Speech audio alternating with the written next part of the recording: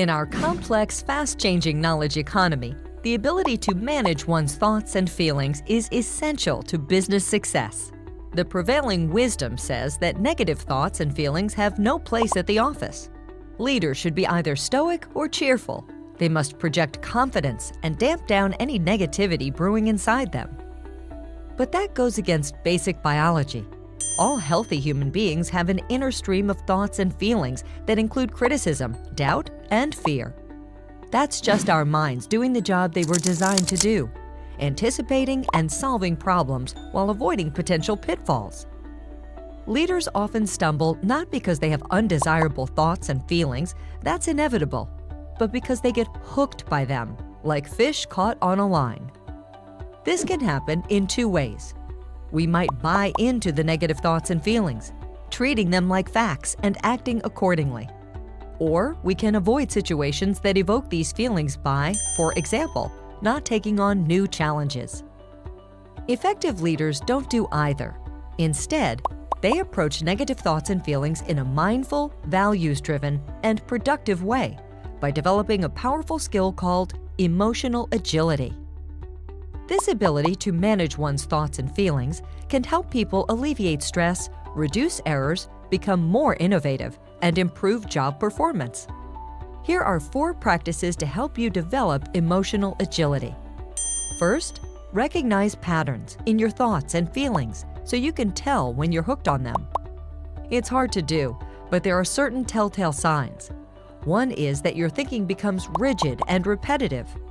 Another is that the story your mind is telling you seems like one you've heard before, like a rerun of some past experience. Second, label your thoughts and emotions. Just as you call a spade, call a thought, and an emotion. Labeling them allows you to see your thoughts and feelings for what they are, transient sources of data that may or may not be accurate or helpful. Humans are able to take this helicopter view of their own experiences, and research shows that this simple practice not only improves behavior and well-being, but also promotes beneficial biological changes in the brain and at the cellular level. Then, accept your thoughts and emotions instead of resisting them. This allows you to take productive action. Respond to your ideas and emotions with an open attitude, paying attention to them and letting yourself experience them. They may be signaling that something important is at stake. When you're feeling hooked, take 10 deep breaths and notice what's happening in the moment. This can bring relief, but it won't necessarily make you feel good. In fact, you may realize just how upset you really are. The important thing is to show yourself and others around you some compassion and examine the reality of the situation. And finally, act on your values so you can begin to unhook yourself from your difficult thoughts and emotions. By doing so, you expand your choices and increase your ability to act in a way that aligns with your values. Leaders need to focus on the concept of workability. Is your response going to serve your organization in the long term and take you toward being the leader you most want to be?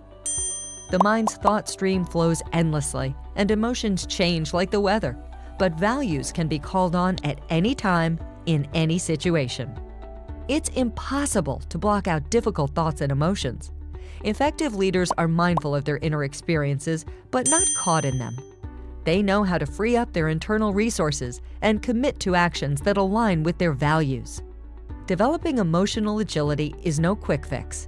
Even those who regularly use these practices can find themselves hooked. But over time, leaders who become adept at emotional agility are the ones most likely to thrive.